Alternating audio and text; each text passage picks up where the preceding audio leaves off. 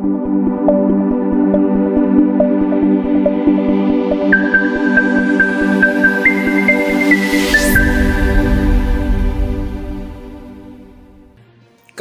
katika Kivu News Info, chanzo chako cha habari za kuaminika kutoka Jamhuri ya Kidemokrasia ya Kongo na ukanda wa maziwa makuu. Katika taarifa zetu za leo, tunakuletea habari kuhusu mashambulizi mabaya ambayo ililenga kambi ya jeshi huko Mitwaba na kusababisha vifo vya wanajeshi pamoja na wanafamilia wao. Pia tunaangazia madai ya kuchukuliwa kwa ngombe wa wafugaji baada ya mapigano katika eneo la Bugore, Kivu Kusini.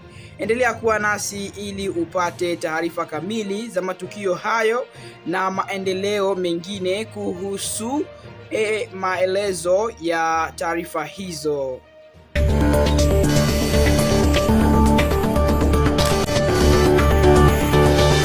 Habari hii inatoka ndani ya wilaya ya Mitwaba mkoani huko Katanga, kusini mashariki mwa Jamhuri ya Kidemokrasia ya Kongo. Watu 8 wamepoteza maisha kufuatia shambulizi jipya lililodaiwa kufanywa na waasi wa Mai Mai katika kijiji cha Kubo Mamba kilichopo zaidi ya kilomita 100 kutoka ndani ya mji wa Mitwaba na karibu kilomita 300 kutoka Lubumbashi. Kwa mujibu wa mashirika ya kirahia ya eneo hilo, shambulio hilo lilitokea mapema asubuhi ya Jumapili kati ya saa 11 alfajiri na saa 2 asubuhi. Washambuliaji walivamia wanajeshi waliokuwa katika kambi yao kabla ya kushambulia miundombinu na watu waliokuwa ndani ya eneo hilo. Taarifa za awali zinaeleza kuwa watu 8 waliuawa. Miongoni mwao ni wanajeshi 2 na jeshi la Jamhuri ya Kidemokrasia ya Kongo FARDC pamoja na raia 6 waliokuwa wanaishi ndani ya kambi hiyo ya kijeshi. Miongoni mwa raia waliopoteza maisha ni mke wa mwanajeshi mmoja pamoja na watoto 5 waliofariki baada ya moto uliowashwa na washambuliaji kuteketeza sehemu ya kambi ya kijeshi. Mbali na vifo hivyo, wanajeshi 2 walijeruhiwa kwa risasi wakati wa mapigano. Wanawake 4 pia walipata majeraha ya moto kutokana na moto uliozuka wakati wa mashambulio hayo. Mashirika ya kiraia yamesema tukio hilo limewashtua sana wakaaji wa Kubo Mamba, hasa kutokana na ukweli kwamba familia za wanajeshi zimekuwa zikiathiriwa kwa kiasi kikubwa na mashambulizi hayo ya waasi wa Mai Mai. Baada ya washambuliaji kuondoka, hali ya utulivu ilianza kurejea katika eneo hilo. Jeshi lilituma kikosi cha ziada kutoka Mitwaba ili kuimarisha usalama na kuzuia mashambulizi mengine. Wakati huo huo, vikosi vya ulinzi vimeanza doria katika maeneo yanayozunguka Kubo Mamba kwa lengo la kufuatilia njia walizotumia washambuliaji kuingia na kutoroka baada ya kutekeleza shambulio hilo. Mashirika ya kiraia yanasema hatua hiyo inalenga kuwabaini wahusika na kuzuia mashambulizi mengine dhidi ya wananchi na vikosi vya usalama. Hata hivyo, wanajeshi waliopo katika eneo hilo wameripotiwa kuonyesha huzuni na hasira kufuatia tukio hilo, wakisema mashambulizi ya aina hiyo yanaendelea kuhatarisha maisha yao pamoja na familia zao. Shambulio hilo limeonyesha kuwa hali ya usalama katika wilaya ya Mitwaba bado ni dhaifu. Eneo hilo limekuwa likikumbwa mara kwa mara na uvamizi wa makundi yenye silaha, hasa waasi wa Mai Mai ambao wameendelea kufanya mashambulizi katika vijiji mbalimbali na maeneo yenye miundombinu hafifu. Kutokana na umbali mkubwa kati ya Kubo Mamba na mji wa Lubumbashi pamoja na ugumu wa kufikika baadhi ya maeneo ya Mitwaba, mamlaka hukabiliwa na changamoto ya kupeleka kwa haraka vikosi vya usalama na huduma za dharura wakati mashambulizi kama hayo yanajitokeza. Mashirika ya kiraia yanaonya kuwa mashambulizi hayo yanayojirudia yanaongeza hofu miongoni mwa wananchi na yanaonyesha umuhimu wa kuimarisha ulinzi katika maeneo ya vijijini. Pia yamezitaka mamlaka kuongeza idadi ya wanajeshi, kuboresha mfumo wa ukusanyaji wa taarifa za kiusalama na kuweka mikakati ya kuzuia mashambulizi kabla haijatokea. Kwa sasa uchunguzi unaendelea huku vikosi vya usalama vikisaka waliohusika na shambulio hilo, wakati wakaaji wa Cubo Mamba wakihitaji ulinzi zaidi ili kurejesha hali ya kawaida katika eneo hilo. Hizo zilikuwa ni taarifa kutoka huko Cubo Mamba ndani ya eneo ya Haut-Katanga.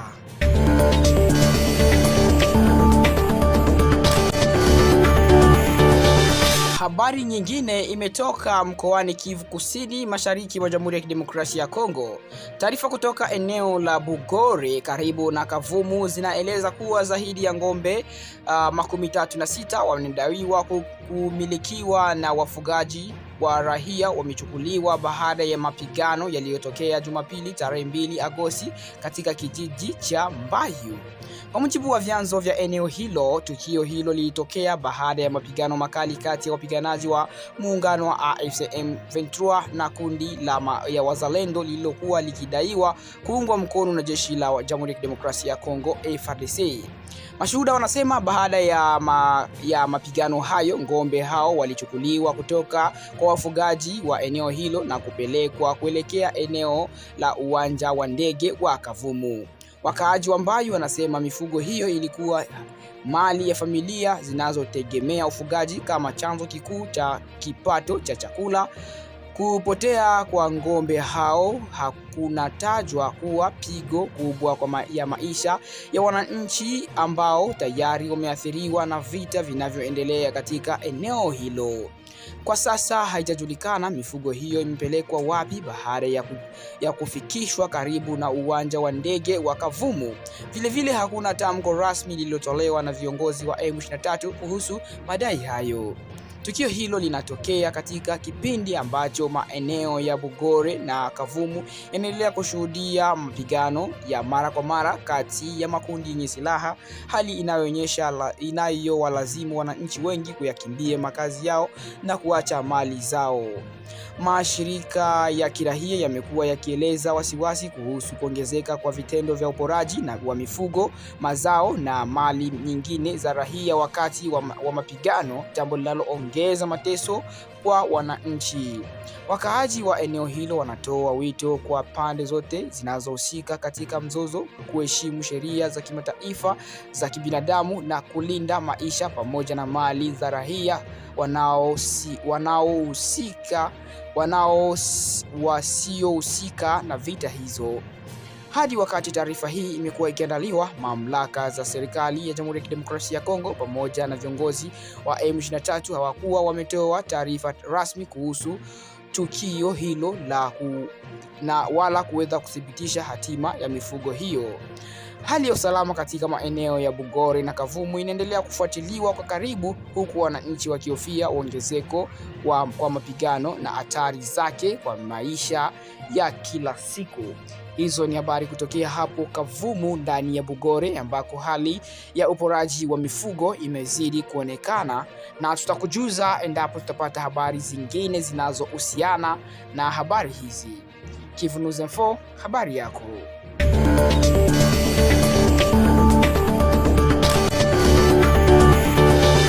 Shughuli zote za uwindaji na uwekaji wa mitego ndani ya hifadhi ya wanyama pori ya Okapi iliyoko Epuku katika wilaya ya Mambasa zimesimamishwa kwa muda wa miezi 4 kuanzia tarehe 1 Agosti hadi tarehe 30 Novemba mwaka huu. Uamuzi huo umetangazwa na viongozi wa hifadhi hiyo kufuatia amri iliyotiwa saini na gavana wa mkoa wa Ituri tarehe 29 Julai. Lengo kuu ni kulinda wanyama pori, kuwapa nafasi ya kuzaliana kwa usalama na kuzuia kutoweka kwa baadhi ya wanyama walio katika hatari ya kuangamia. Katika taarifa rasmi iliyotolewa tarehe 30 Julai, uongozi wa hifadhi ya Okapi umeeleza kuwa marufuku hiyo inawahusu wawindaji wote pamoja na watu wanaoweka mitego, iwe wameandikishwa rasmi au la. Kwa kipindi chote cha marufuku, hakuna mtu atakayeruhusiwa kufanya uwindaji wala kuweka mitego ndani ya eneo la hifadhi ambalo limepatikana katika mkoa wa Ituri na sehemu ya Ouele. Viongozi wa hifadhi hiyo wanasema hatua hiyo inalenga kulinda wanyama adimu na wale wanaokabiliwa na hatari ya kutoweka. Miongoni mwao ni aina mbalimbali za wanyama wenye kwato kama vile swala wa porini, paa na pori. Wakati huo marufuku hiyo inalenga pia kulinda sokwe, okapi na wanyama wengine wanaolindwa na sheria za uhifadhi wa mazingira. Mkurugenzi wa mradi wa uhifadhi wa okapi katika hifadhi ya Epuku, Bers Nsafunza, amesema sheria za Jamhuri ya Kidemokrasia ya Kongo zinawaruhusu viongozi wa serikali kuweka au kuongeza muda wa kusitisha uwindaji katika maeneo au kwa wanyama fulani pale inapobainika kuwa hatua hiyo ni muhimu kwa ajili ya kuruhusu wanyama kuongezeka tena. Amefafanua kuwa hatua hiyo pia inalenga kuhifadhi uwiano wa mazingira na kulinda bioanuai ambayo ni msingi muhimu wa maisha ya viumbe hai na maendeleo ya jamii zinazozuka hifadhi hiyo. Kwa mjibu wa taarifa hiyo, kulinda wanyama pori si jukumu la serikali pekee, bali ni wajibu wa kila wananchi kuhakikisha rasilimali za asili zinatunzwa na manufaa ya kizazi cha sasa na kizazi kijacho. Ikumbukwe kuwa kwa sasa katika kituo cha hifadhi ya okapi cha Epuku kuna okapi watatu wanaohifadhiwa wakiwa kwenye mazingira maalumu ya uangalizi. Wanyama hao ni wadume wawili na jike mmoja ambao wamekuwa wakitunzwa kwa takriban mwaka mmoja na nusu kama sehemu za juhudi za kuhifadhi spishi hiyo adimu ambayo inapatikana nchini DRC pekee.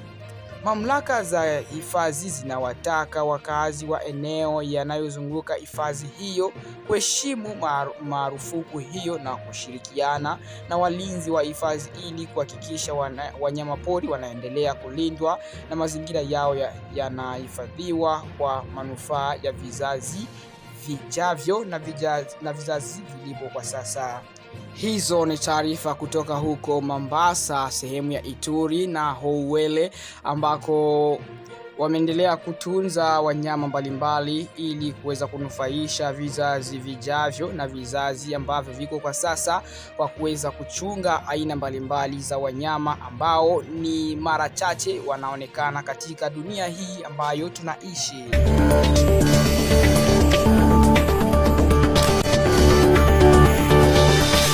Habari nyingine inatoka katika eneo la Vishumbi wilayani Rutshuru mkoani Kivu Kaskazini, mashariki mwa Jamhuri ya Kidemokrasia ya Kongo.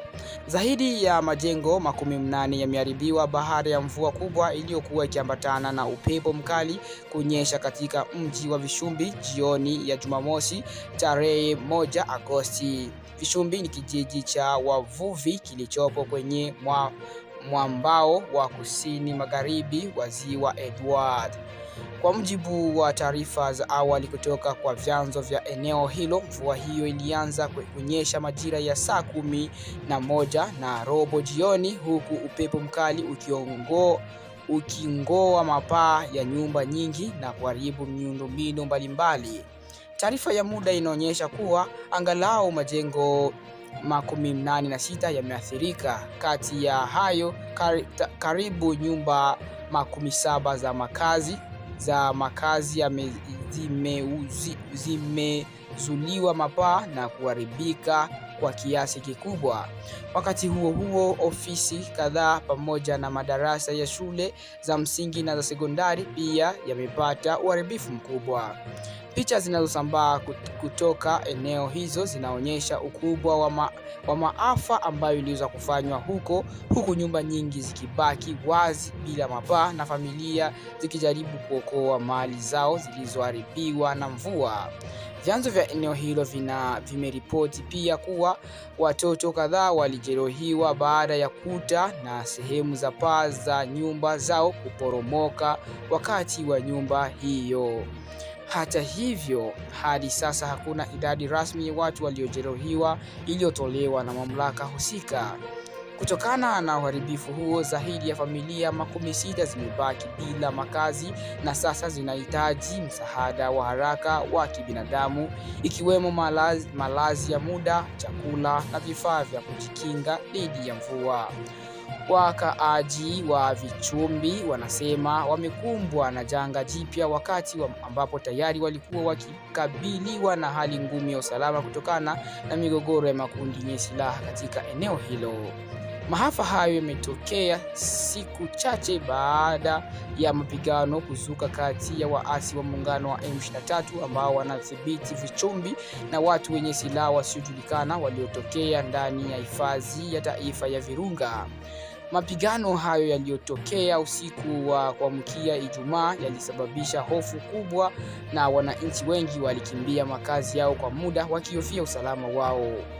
Kwa sasa wakaaji wa Vichumbi wanatoa wito kwa mamlaka na mashirika ya kibinadamu kuwafikishia msaada wa dharura ili kuwasaidia familia zilizopoteza makazi na mali zao, huku tathmini ya uharibifu ikiendelea kufanyika.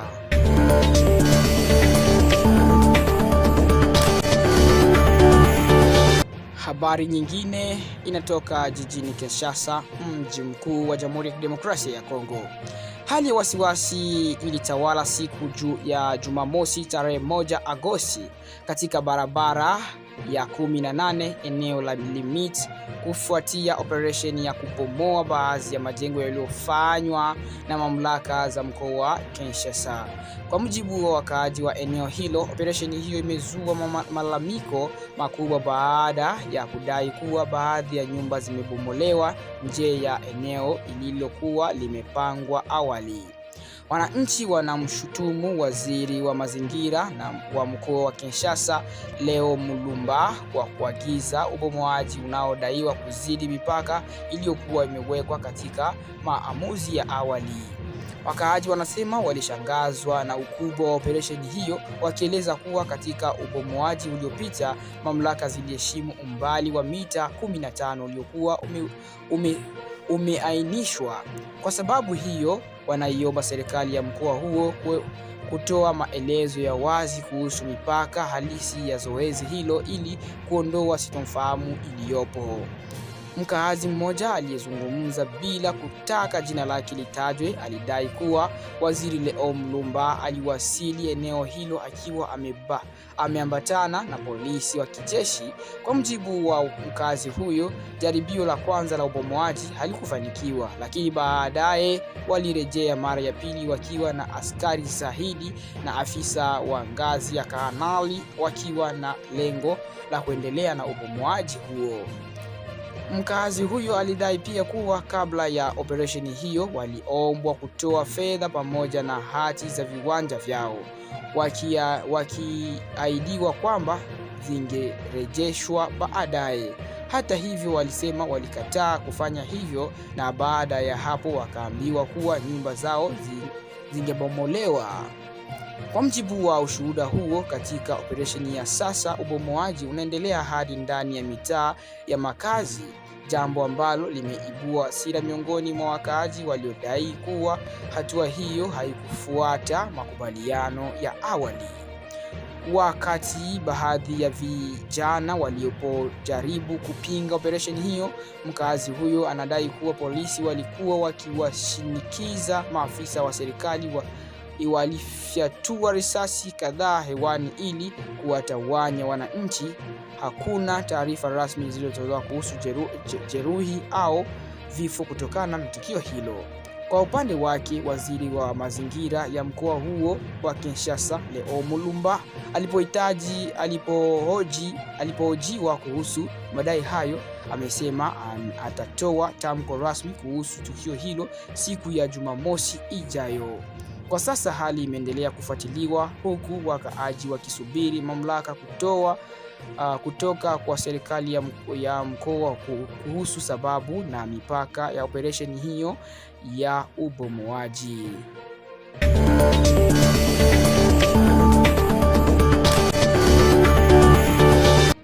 Hizi ndizo zilikuwa habari tulizokuwa tukikuandalia leo kupitia Kivu News Info. Asante kwa kuendelea kuwa nasi. Endelea kufuatilia Kivu News Info kwa habari za haraka, sahihi na zenye kuaminika kuhusu Jamhuri ya Kidemokrasia ya Kongo, Afrika na dunia kwa ujumla. Mimi ni mtangazaji wako Leta Pepele na kutakia siku njema. Kwa heri na tukutane tena katika taarifa zetu zijazo.